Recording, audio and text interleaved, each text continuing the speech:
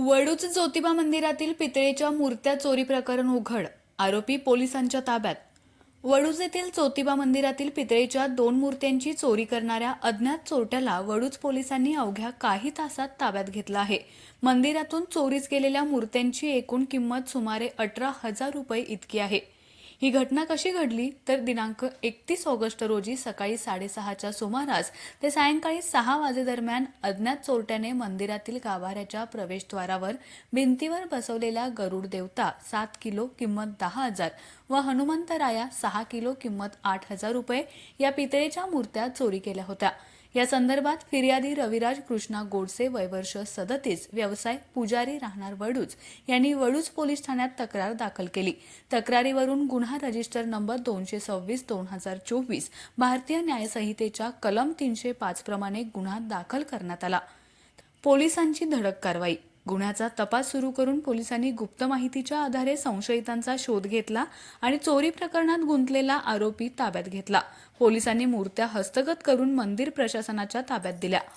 या कारवाईत माननीय पोलीस निरीक्षक घनश्याम सोनवणे, तपासी अंमलदार पोलीस उपनिरीक्षक RP करचे व दाखल अंमलदार पोलीस हवालदार PP पाटील यांचे विशेष योगदान राहिले. दिनांक 31 ऑगस्ट 2025 रोजी रविवारी सायंकाळी 6:30 वाजता फिर्यादी रविराज कृष्णा गोडसे वय 37 वर्ष राहणार वडूज यांनी दिलेल्या फिर्यादीवरून पोलीस स्टेशन वडूज या ठिकाणी गुन्हा रजिस्टर नंबर 226/2025 कलम 305 BNS 2023 अन्वये गुन्हा नोंद करण्यात आलेला आहे.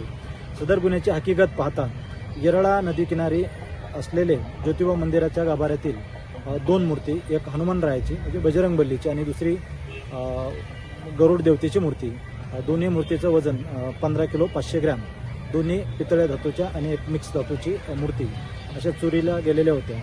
तर त्या प्रकरणावरून किंवा फिर्यादीवरून आपण गुन्हा दाखल करण्यात आला होता. गुन्ह्याच्या तपासादरम्यान आज रोजी ट्रॅफिकचे अंमलदार अजय भोसले, गणेश शिरकुळे, कुंडलिक कटरे यांना मिळालेल्या गोपनीय माहितीवरून दीपक माने याला ताब्यात घेऊन त्याच्या ताब्यातून पंचसमक्ष चोरीस गेलेल्या देवतेच्या मूर्ती ॲज इट इज 15 किलो 500 ग्रॅमच्या हा मुद्देमाल हस्तगत करण्यात आलेला आहे.